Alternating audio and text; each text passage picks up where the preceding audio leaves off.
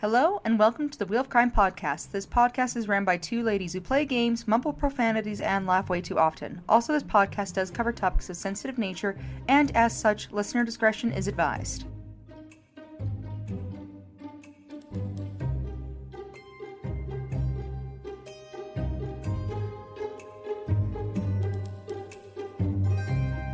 Hello, and welcome back to the Wheel of Crime podcast. My name is Jenn. And I'm Emily, and it's been a journey, my friends. Yeah. Sorry. Yeah, It happens every year. It does. Honestly, me saying that it wasn't going to happen this year, I think just made it so that it actually did happen again this year. Yeah, I feel like we unintentionally have spoken it into existence because there's a couple times the year where we're like, oh, like we're gonna be doing this and it's gonna be so good. Hopefully our technology doesn't freak out, and then immediately it's like, oh, okay, never mind. We should have just said nothing. Actually, honestly, I've learned that's like my life lesson of turning 1 year older this year is that saying nothing is honestly probably just better for me overall. I'm just gonna shut my fucking mouth and say nothing. Honestly, would create so many less problems for myself if I just shut the fuck up. Relatable. Actually, I didn't turn 1 year older recently, but I identify with that spiritually. So, my new mantra for the year is I will be shutting the fuck up. Yeah, yapping less. Conservative yapping. In general, not with Emily and not on the podcast, because this is my safe space to yap, I suppose. Yeah, just lifestyle-wise, we're going to become conservative yappers. Yeah. I love that for us. See, that would probably help karma, at least, or at least the universe. Stop the universe from shitting on us. That would be nice. I would love that. Yeah, I was just telling Jen before we got on the podcast, because we tried recording previously, everybody, and we got, I think, about 20 minutes into the episode, and Jen's technology went, no thank you, and left the building. And then we hung up our call, and I snapped a part of my setup in half. So that was cool. I think that, which it was actually really great. It was really cool. And this is, again, why I was saying that it was probably a sign from the universe that it wasn't meant to happen, because that's two knocks down right on the head. Exactly. But we're here and we're getting right into it because I need to go to bed soon, if I'm being honest. Yeah. So we just need to get into our wheel of questions. Hell yeah, brother. Let's do it. Number 3. What is your favorite side of TikTok to be on? This is going to sound messy, but I like being on niche drama TikTok. Like whatever little niche, dude. Yeah, like whatever little niche thing is going on where there's like some beef happening, like some public beef on TikTok. I don't care what community it is. If it's the knitting community, literally, if it's the indie band community, I want in. I don't care. Literally same. A few what month was that? Like December. The Nurse Hannah drama. I knew everything about Nurse Hannah. I didn't see that. I was on... Oh, my God. Oh, my God. See, I was on the side of TikTok where there was a group that got exposed of knitters who were sharing patterns that they paid for free with other knitters. And then the people who were selling the patterns got into the group. They, infiltrated the group and started suing a bunch of people. Were you telling me about this before? No. Or did I hear this somewhere else? I just saw this a week ago. I think I just saw a video about that also a week ago. Yeah, or there's also, I guess it's not niche for me, but I've also been seeing some drama stuff about the video game that I was playing, Dragon Age Veilguard, which is fun. And also, I saw today some niche tea about a small band called... It's Bee and the Honeys or something. Do you know what I'm talking about? No. It's like, no idea. Well, I looked them up. They look quite young, so I don't know. I don't really know what's going on. But basically, there was a girl who was dating the main saxophone player in the band. And he was just like gaslighting her all the time about the lead singer of the band, who kept writing a bunch of songs about how much she wanted to fuck this girl's boyfriend. Like songs like, I just saw them today, he plays the saxophone, I wish I was his woman, and like publishing these songs. Sorry, I just inhaled something.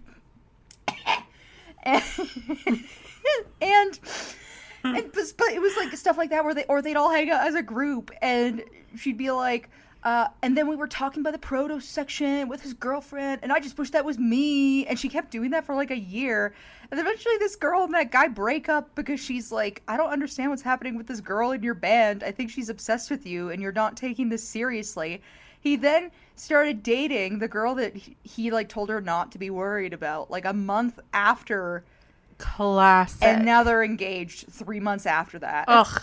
Classic. Fuck those people. I know, right? So, anywho. Disgusting. I watched a whole deep dive on that today because obviously I have the time to do that and I should be doing that. I just couldn't help it. I was like, fuck this saxophone player. How dare he? Ugh, he's the worst. Ugh. I should have known he played the saxophone. Yeah, I would have to agree with you. Messy TikTok drama, favorite genre. Mm-hmm. What would be your close second then? Like right now? Because I feel like it changes a lot too depending on what you're interested in. Yeah. I definitely get in phases of like watching certain things. Right now, I'm kind of in a phase of watching, there's this one girl who makes these like cleaning videos where she does free cleans for hoarders. Yeah, that's a good one. Yeah, I love that. When I was watching her videos, because I feel like I know who you're talking about, I also watched a lot of Nate the Hoof Guy, who's the farrier who just cleans horses' hooves and talks about it while he's doing it. Yeah, I've been there too. I feel like my close second is usually just memes. Like I love if there's like not necessarily a trend, but like a bit going on that people are getting in on. I always think that's really fun.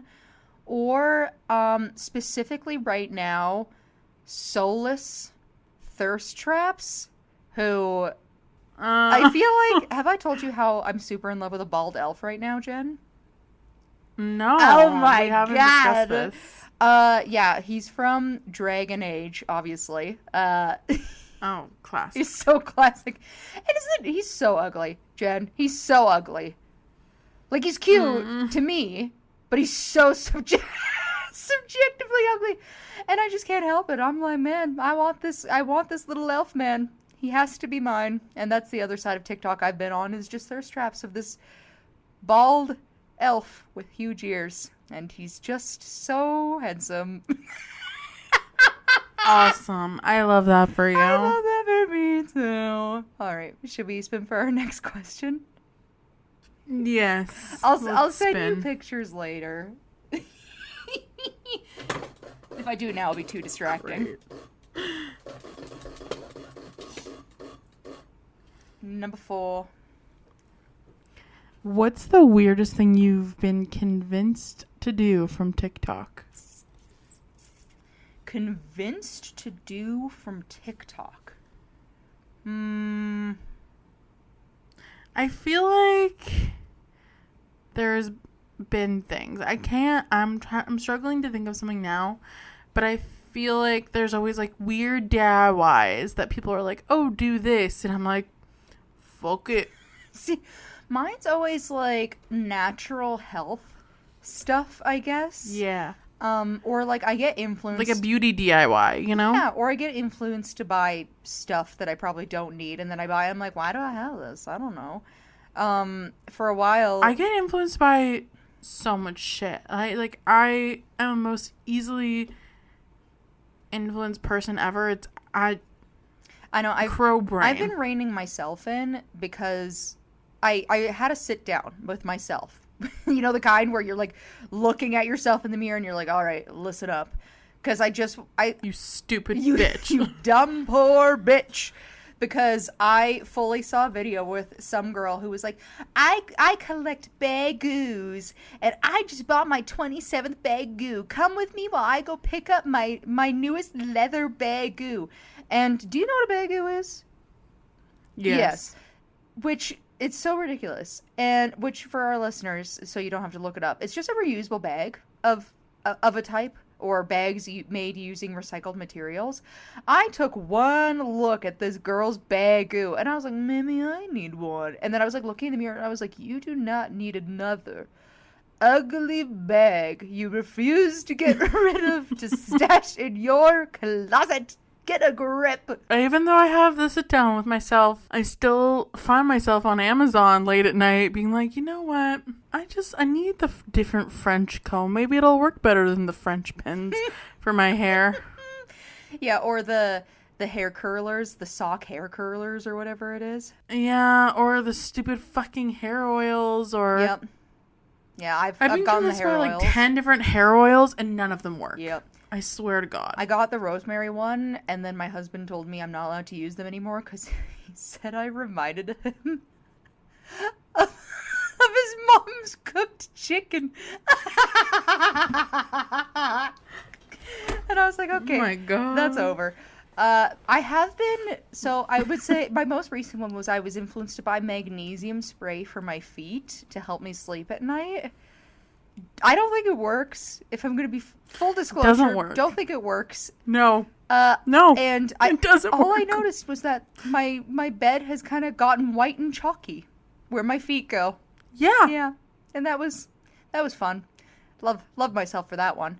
I recently tried a benzoyl peroxide mask, and I stupidly went to sleep in it, and now my sheets are bleached.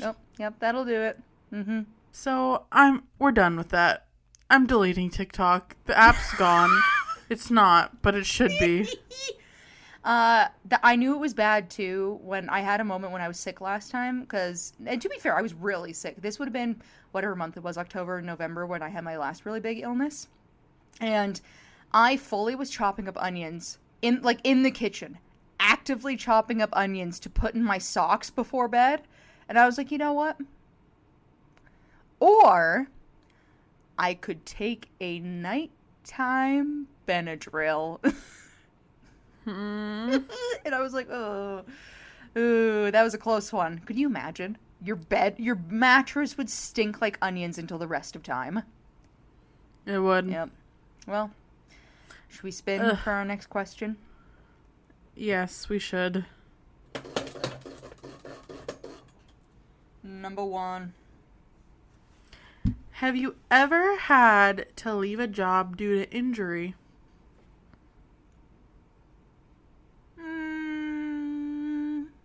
No.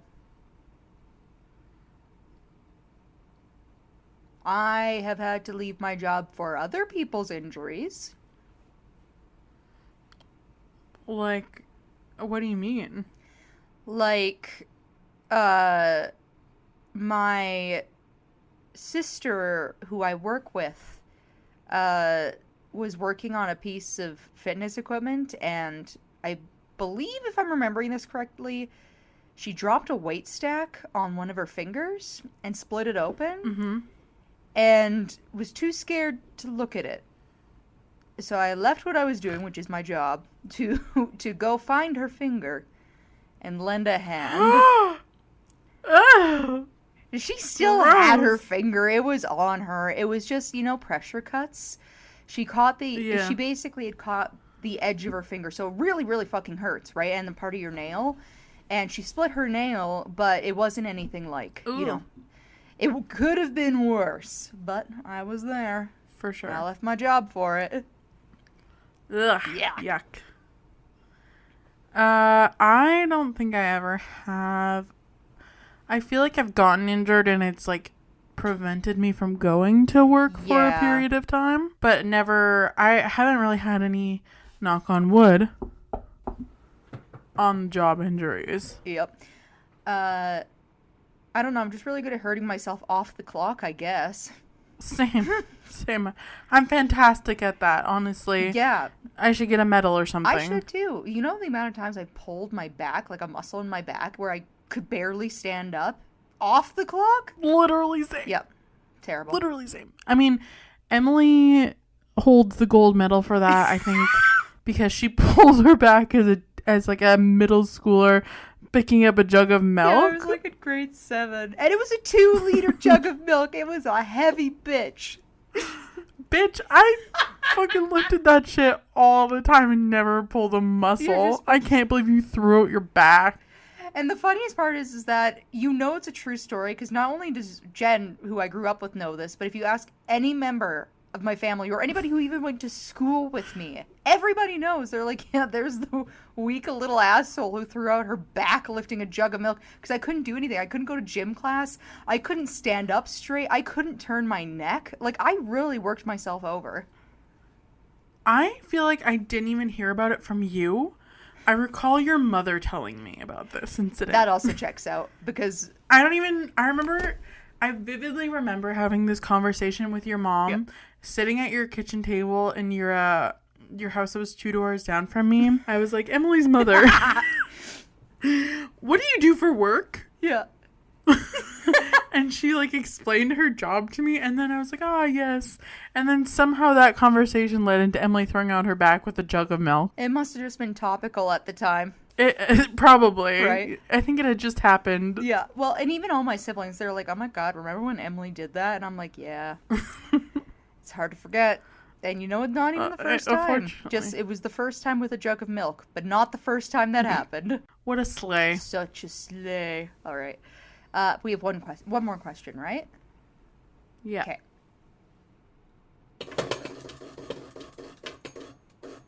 Number 2. What is the creepiest small town you have ever been to? And I feel like you've been to a lot because you used to travel quite a bit through the States, and they have the creepiest small towns of all, in my opinion. They really do. And yeah, Jen is totally right. For some context for listeners who may not be aware, I used to do a lot of road tripping for my job to rural places. And honestly, in Canada, like, you don't really come across a lot of, like, creepy small towns. Like, maybe small town... They're all quaint. Yeah, they're just kind of like occasionally, like if you're driving through a reserve or like a place that's like really, really far away, like, but even then it's not even really creepy. It's just kind of like, you're like, oh, it's just, you know, kind of rural. Yeah, it's just a rural town. It's different. You just look and you're like, oh, there's more cabins than houses. And that's like the only difference. Whereas when driving through the States, it's so different. And I don't think a lot of people realize this.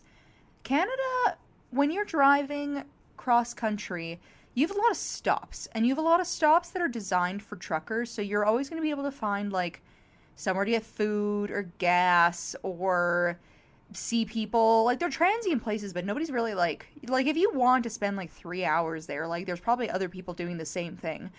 Whereas in the States, there's not that many truck stop specific places, and any place that is a truck stop specific place is very sketchy. There were a couple times we rolled up to a place where it's like mostly truckers are hanging out there, but then there'd be like a couple vehicles of like other people who are just like watching to see who stays or who's going, and it's a very different tone, I think. Yeah. But I do think still the creepiest town ever, which I've probably told you about before, but I'm just going to mention it anyways. My husband and I, well, now husband, when we were traveling last, we did drive through a sundown town outside of Las Vegas at one point. We were literally warned too. We were told to map ourselves around this specific place because when we'd be rolling through this town would have been like 7 or 8 p.m., which is like cutting it pretty close.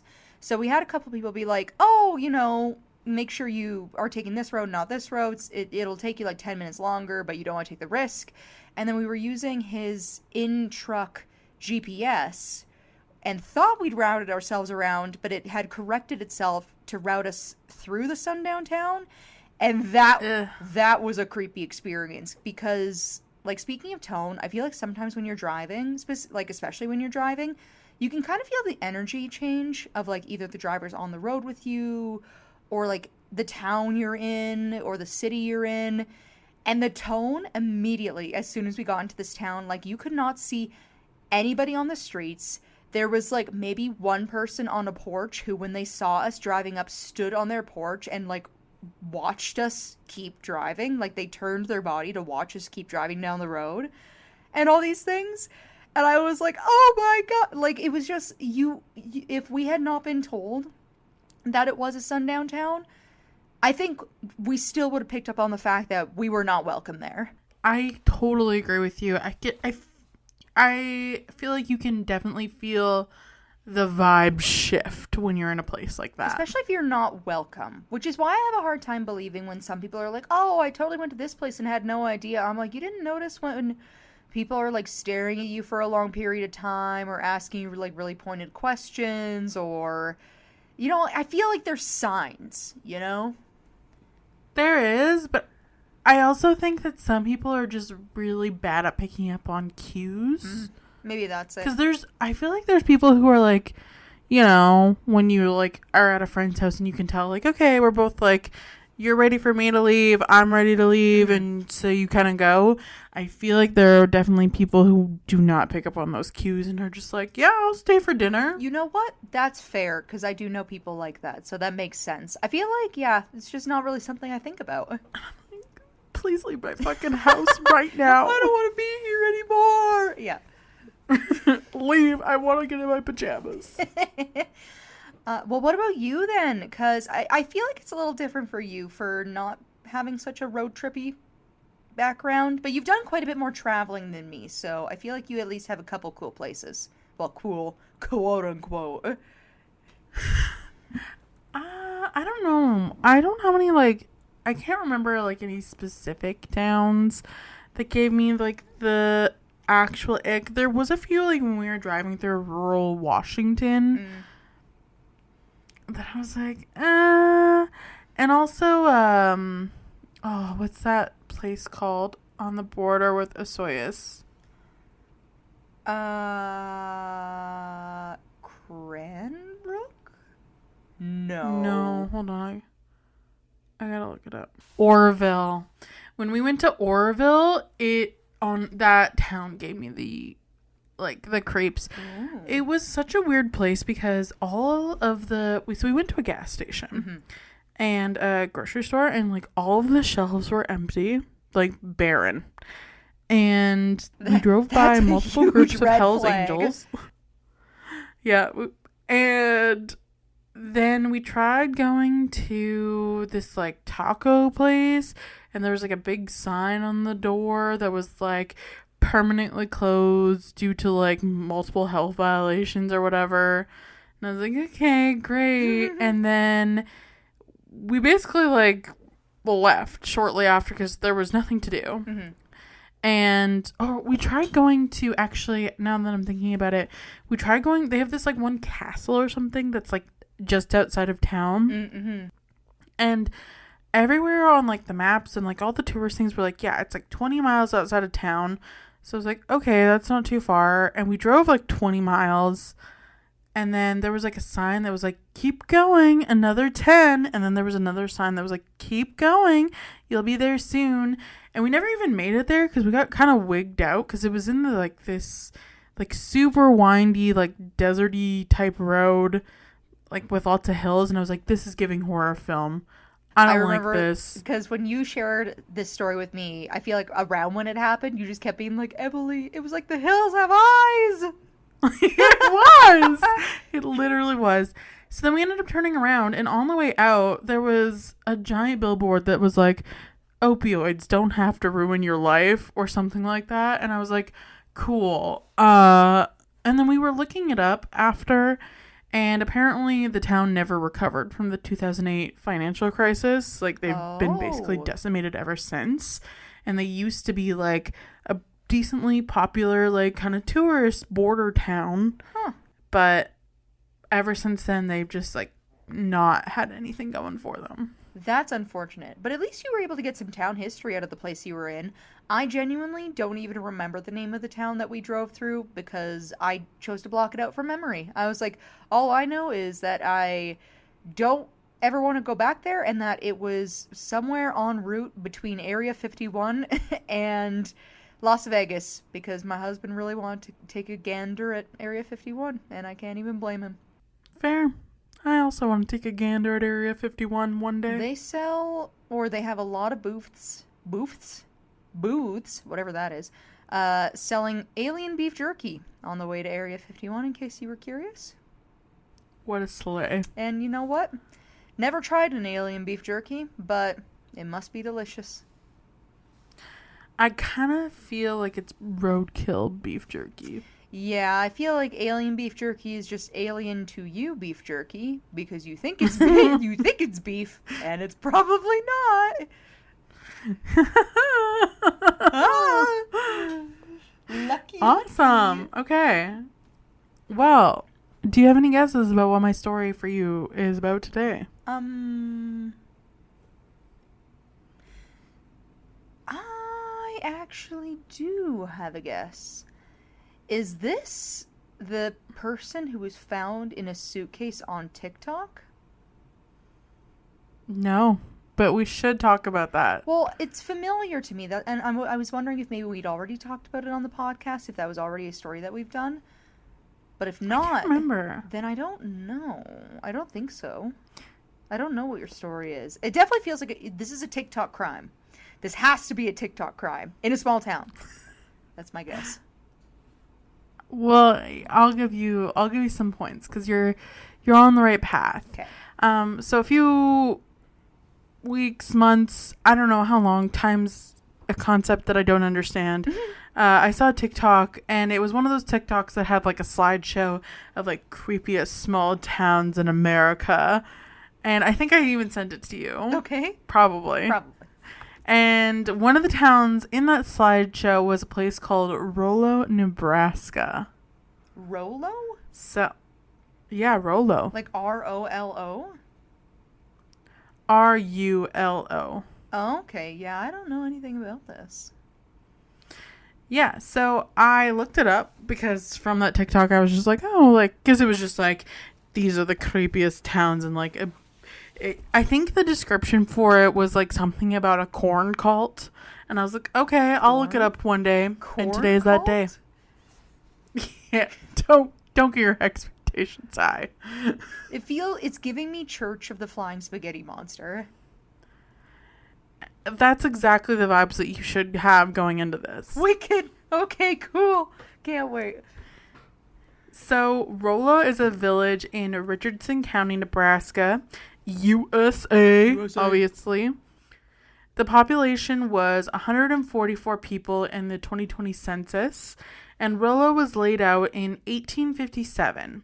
It was named for Charlie Rolio, the original owner of the town site. In 1933, the foundation of Rulo Bridge, a toll bridge across the Missouri River, was laid. The owner of the bridge was originally John Mullen from Falls City, together with a group of investors. The, quote, Kansas City Bridge Company. Construction of the bridge began in 1938 after the Works Progress Administration decided to finance half the cost. The bridge was finished in 1939. And that's kind of the most exciting town history that we have from Rulo, aside from what I'm about to tell you about. So it's the bridge and the cult. Gotcha. Okay. That's what this town's known for. Do they intersect with one another at some point? No. Or just... Okay. Totally separate. Neat. Totally separate. What a neat town. Right? So the village of Rulo is notorious for one particular turn of events, and those events all start with a man, as they always do, named Michael Wayne Ryan. So Michael was born on August 3rd, 1948. He was a high school dropout, and he worked various manual labor jobs to support his wife and kids. He worked as a truck driver until a back injury forced him off the road. He started feeling the financial pressure and the physical pain and began using marijuana and looking for something to give him the spiritual strength to carry on despite life's challenges. So, Michael ended up finding that strength in a Christian identity movement. This new spiritualism wasn't your regular Christian beliefs. It was a particular subsect that the Southern Poverty Law Center dubbed, quote, a unique anti-Semitic and racist theology that rose to a position of commanding influence on the racist right in the 1980s. So we're off to a really great start. Cool. Yeah. So in the early 1980s, Michael began to attend the rallies of Reverend James Wickstrom, who preached Christian identity theology and anti-government sentiments. I could literally do an entire episode on Reverend James because he's crazy. Like, this is one of the craziest men that I've ever, like, stumbled upon. Okay.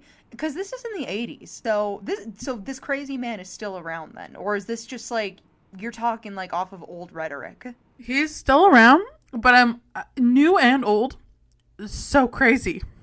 Like, genuinely, I think crazy since the day he was born. Like Tiger King crazy? Or, like... Beyond. Like, actually nuts. Weird. So, I could do a whole episode, but I'm not going to do that today. I'll sum him up quickly. Mm-hmm. He was a white supremacist, a far-right activist, and a Christian identity minister. He was the founding member of Posse Comitatus, which is an anti-Semitic, anti-government, anti-tax group associated with the broader militia movement. And Reverend James was strongly anti-communist, and he frequently advocated for the genocide of Jews, non-European Americans, quote-unquote race traitors, as he called them, members of the LGBTQIA2S plus community, and drug addicts. Huh. He's like, you like women? You're gay? Hate you.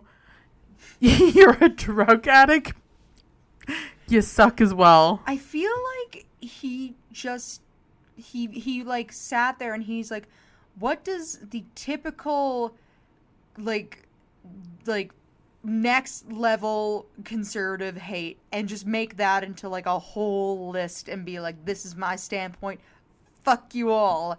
Also, very literally ballsy to be saying half this stuff anyways after literal World War II. I don't understand and how this was in the 80s. Yeah, I don't understand how anybody's even listening to this guy or how he makes it as a reverend. I get that I don't know anything else at this point, but that is so weird for me. Like, nobody just listened to him and they were like, he's an asshole. I mean, I guess horrible minds think alike, unfortunately.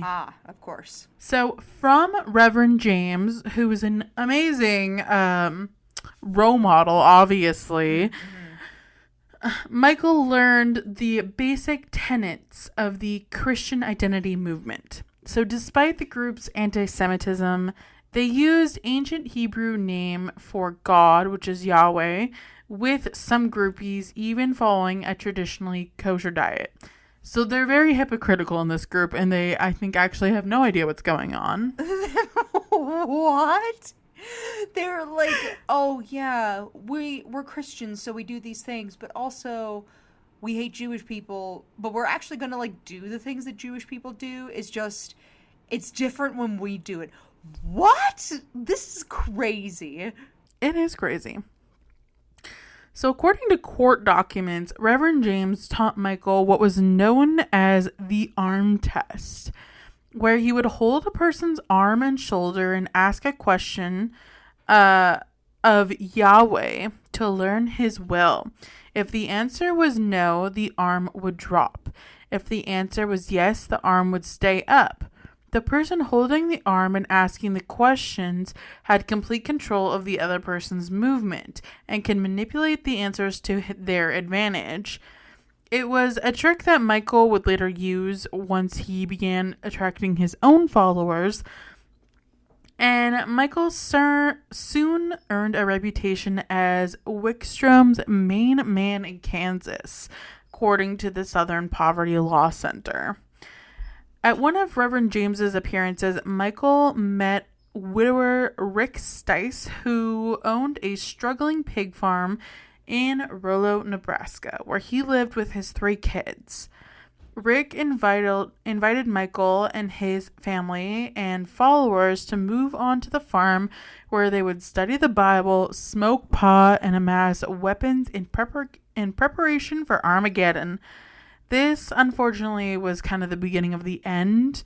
And while in Rulo, Michael became a full-on cult leader and started to gain a small following. Many of the recruited followers were disillusioned farmers from the local area with seemingly nothing to lose. There were people who were easily influenced after having lost money or property due to economic strains at the time. Because at this point in the 80s, there was like a big recession happening. Right. So a lot of them are very down and out and kind of willing to go where the wind leads them for promise of a better future. So while a lot of this sounds crazy, it's mostly made up of just a lot of desperate people who are maybe willing to overlook certain things. Exactly. Which I think can be said for most cults and how they're formed, right? Yeah, that would make sense, yeah. So Michael told his followers that he spoke directly to Yahweh and was possessed by the spirit of the Archangel Michael. Me too. And for those who are unfamiliar with the lore of Christianity, I know Emily and I are quite familiar, but we're kind of the experts in case on anyone's the subject. not. Yeah. Archangel Michael leads the army of God against the forces of Satan in the Bible's book of Revelations, which tells of an apocalypse and initiates the second coming of Jesus Christ. So Michael started referring to himself as the king and said Yahweh commanded him to take multiple wives, because of course he did. Obviously. It's never women having multiple husbands, is it? No, it never is. It never seems it's to weird happen. how it always works out that way. It's very weird how that works. Yeah, it's so strange. So Michael eventually ended up with 4 total wives, and he referred to them as his queens. He told his new friend Rick to stop raising pigs as they weren't kosher, which is crazy because they apparently hate Jewish people, but you know what? Whatever, I guess. Fuck it, I guess. If you make the rules, technically you can have whatever you want, I guess. I guess. So they started stealing farm equipment and cattle, and the cult would support itself to buy firearms and ammunition. So eventually the Rulo cult would grow to around 25 members. 25 crazy farmers. 25 is more like it. Like 25, the end. Literally 25 the end. 25 people in like full-on crackhead energy stealing farm equipment for firearms. Correct. In a town of like 140 people. Okay. Like, talk about a place I would never want to end up. I don't want to laugh because I get it. Like, I get that people typically join cults because it's just sad. The reason why people join cults is sad, but this is nuts. You can't. It is nuts. I don't. Okay. There had to be at least a couple people in this cult who were just like in it to tell other people they were in a cult, but they didn't actually want to do anything at this point. Like, this does not make any sense to me. It gets crazier somehow. Okay. So, at the small cult's secluded compound on the high bluff above the Missouri River, Michael taught his son Dennis to fire automatic weapons and kill with his hands. Dennis had to be ruthless, Michael explained, because Dennis would soon be leading the select few against the forces of evil during the coming battle of Armageddon. Okay, but I just need to say something. How are you convincing 25 people that they need to train to prepare themselves against Armageddon? It's like, yeah, us 25 against the thousands of whatever story's happening, because the archangel, he's coming or something. Is that the rhetoric that we're given here of the story? Yeah. To like do. Yeah. Yeah, and he's like, yeah, okay, so we gotta get 25 of you ready. You gotta learn how to kill with your hands so we can defeat. So we can defeat Satan. Okay.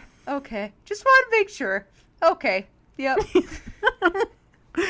Yeah. Okay. Anyways. Okay.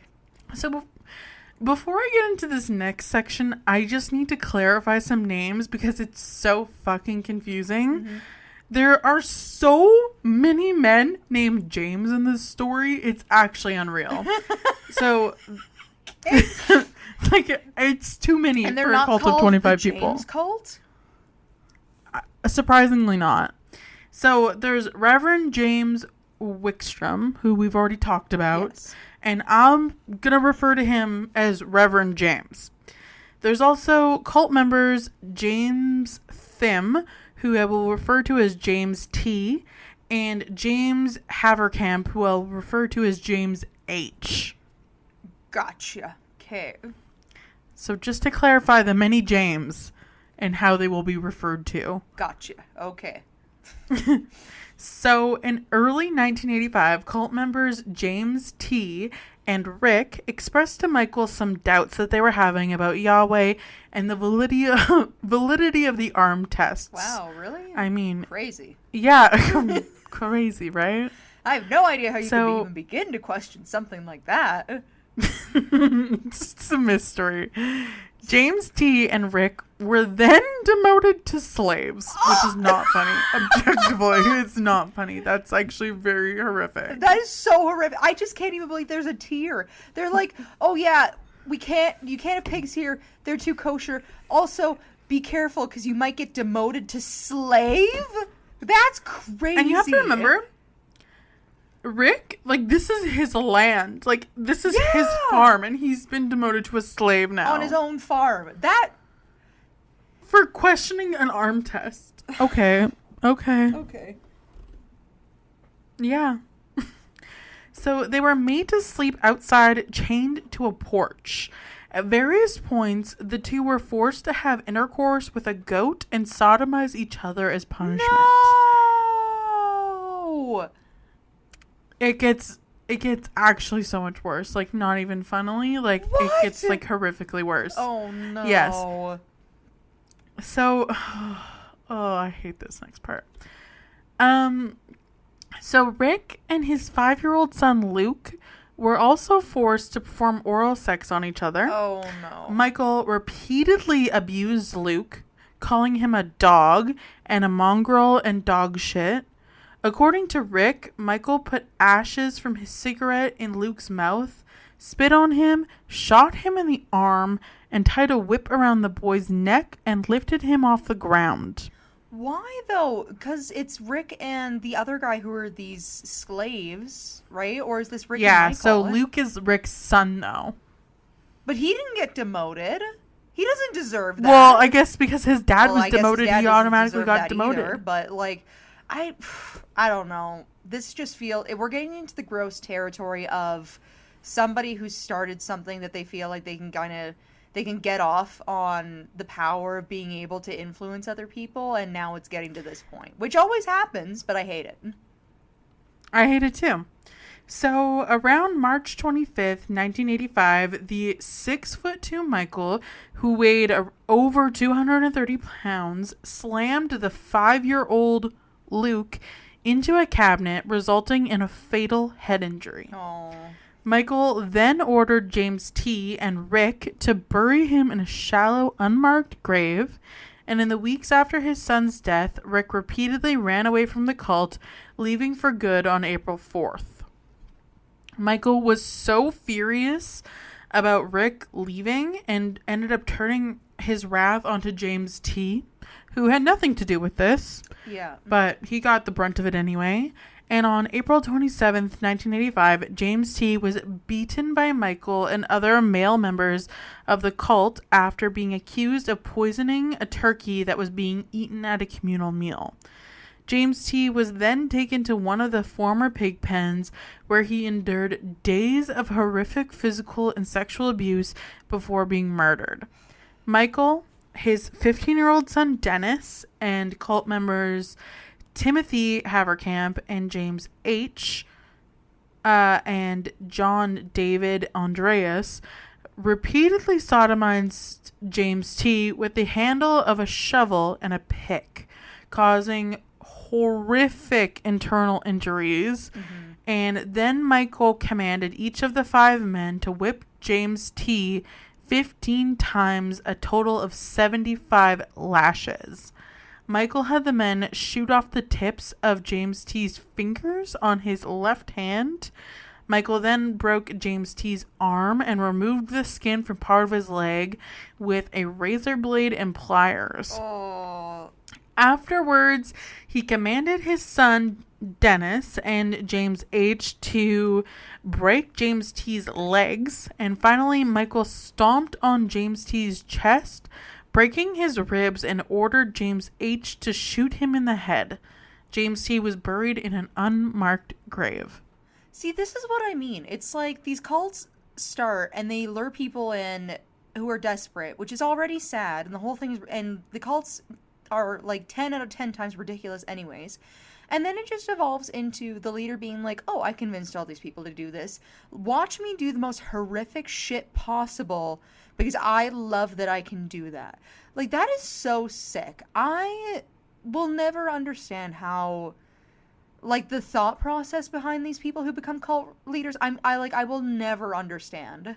Literally, it makes no sense considering they started this cult with the goal of living on the pig farm, smoking weed, and talking about the Bible. Like, yeah. How did we get here? Well, that's what I mean. And it's even like, and like, I get it. At some point when things start to change, I feel like we've done enough cult stories at this point where you can kind of see why it's hard for members to leave, because it's like, oh, like, this has been their life for however long. Like, a lot of them probably don't have anywhere else that they can go now, and all these different things. But it's like, your premise of your cult has devolved so much from you have lost the plot of whatever it was Literally. That you were trying to achieve. Unless whatever you were trying to achieve in the first place is just to torture and kill and molest a bunch of people, then I guess you did it.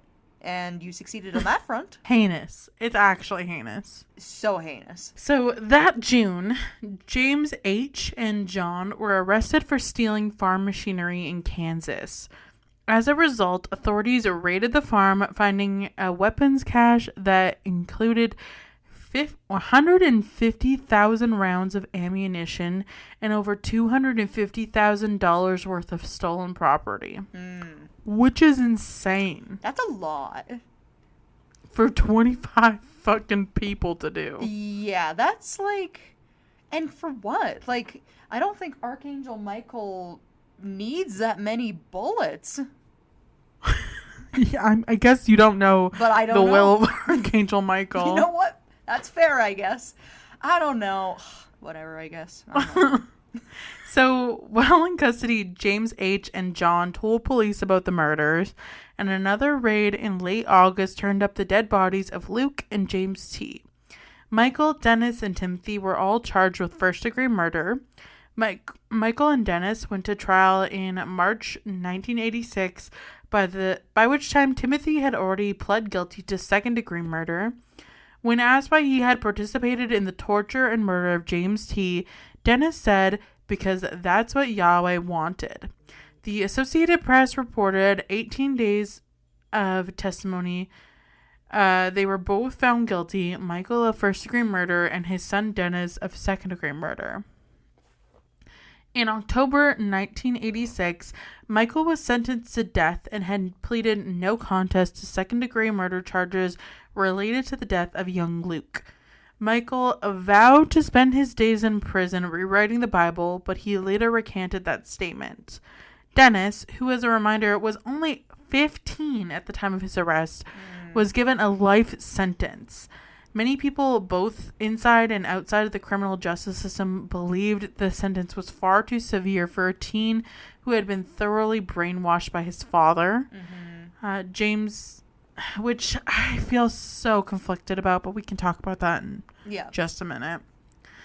James H. and John pled guilty to assault charges and were sentenced to 26 years in prison, but both released in 1998. Timothy was sentenced to 10 years to life, but was released in 2009 after serving 23 years.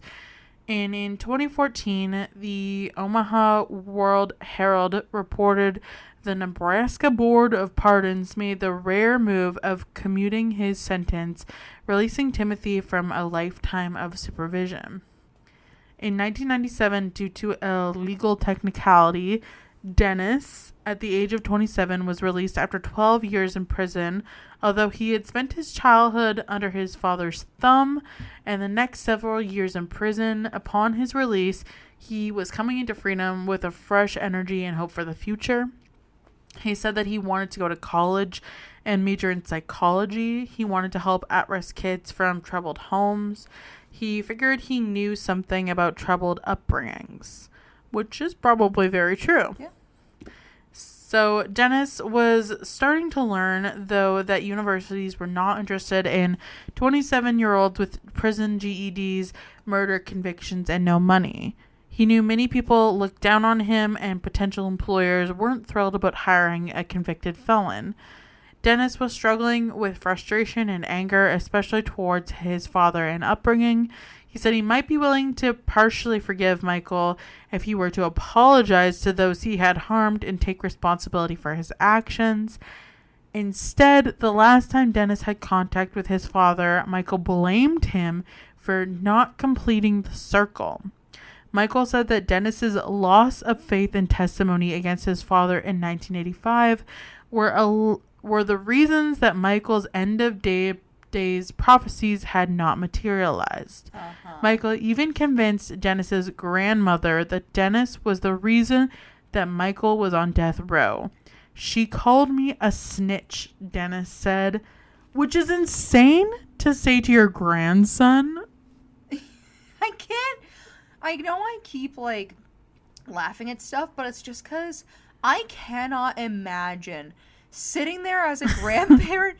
I mean, you're a snitch. This is crazy. I am so hurt for him, but I literally cannot even imagine that. That is so bananas. So at the time, Dennis was still, in few instances, sympathetic to Michael.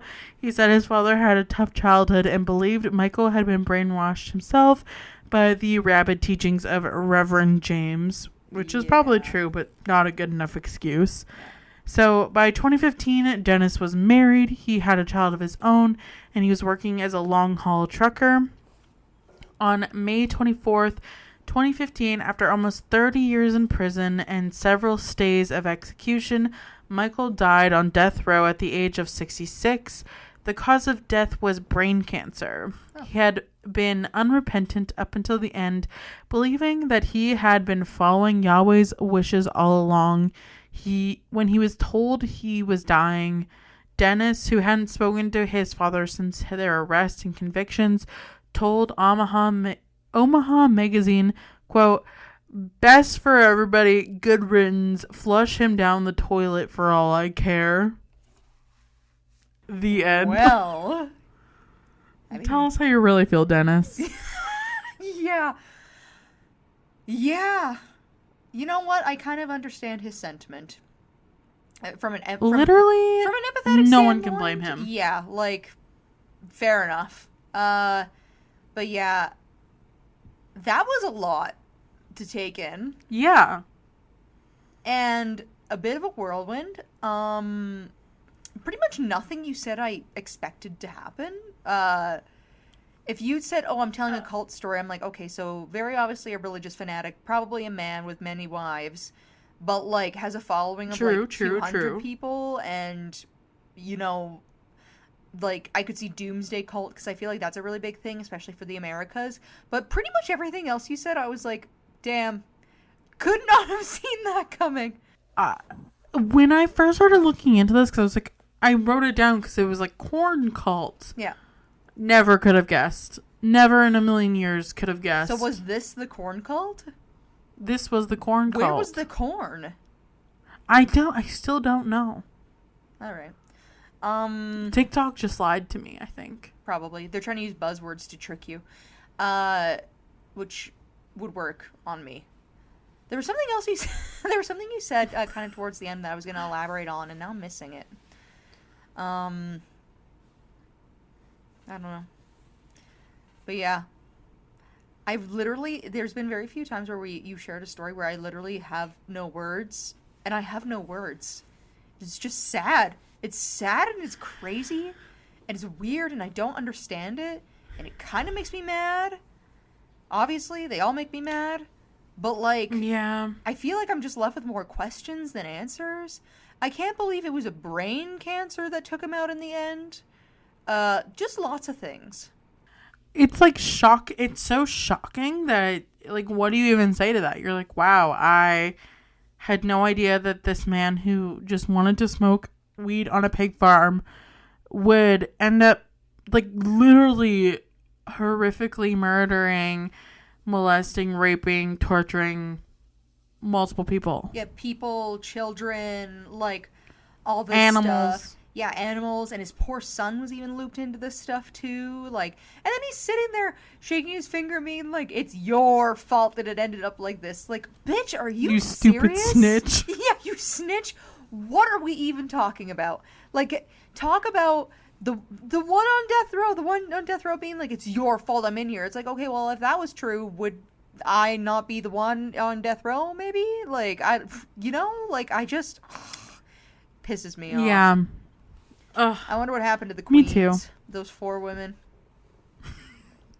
They were like, we gotta get the fuck out of here. I feel like they saw trouble coming, and they took their queenliness and fled, maybe. And fled. Maybe. I don't know. That is so bizarre. Is there anything else you want to add about your story? Any points you want to elaborate on? Anything you learned from this that didn't make it into your notes? No, I feel like I put it all out there. I was honestly shocked there was as much information about this cult as there was, because sometimes with these like smaller ones, it's really hard to like find info on them. Yeah. But like, it was like weirdly well covered. That's actually a good point. I didn't think about that, but yeah, it was. Must have been a journalist close to the case or something. There was a couple different journalists. There was like one who had multiple like articles about just Dennis and like his life after prison, and like followed up with him like every 5 years and like spent days, and he went on like a camping trip with him and everything and like wrote about it. Which is crazy. And then there was like multiple ones about like our main man Michael and just like his craziness, and also lots about like Reverend James and everything. So like I think it's just like the craziness was covered from multiple angles, which is always really nice because I feel like you get like more of a flavor for what actually happened. I feel like what really set the tone for this, if you had led with this, was the reporter went on a camping trip with one of the people involved in the cult. I feel like that would have been something maybe would have I don't even think that would have helped prepare me, but that definitely lends something to this. It's so funny because he was writing about that camping trip and he's like, yeah, I just realized I'm on a camping trip with a man who was accused of murder and went to prison. You and then just are realizing this when you're in the countryside with this guy, you're just realizing this. So apparently Dennis's tent ended up like being broken or something. So then they ended up having to share a tent together too. Okay. And apparently he didn't sleep at all that night because he was like, I'm so fucking scared right now. I don't believe that. I feel like I'm going to send you the article. That is That is pretty much on the same level as bananas as the rest of this story. Is the fact that the reporter is just like, yeah, I'm going to bunk down with but it brought them closer together. They became better friends after that. I'm sure they did. You know, there's many things you can bond over when you have to share a tent in the middle of the woods. I barely even do that with people I know. It's like one of those romance novel tropes. Yeah, the one bed trope or something. Who knows? Hey, my tent it's so windy outside. My tent is broken. Do you have something we can share? Also, it was leaking and my bag is wet, so we have to share a sleeping bag. Is that cool with you? It's just for the night. Weird. Oh my god.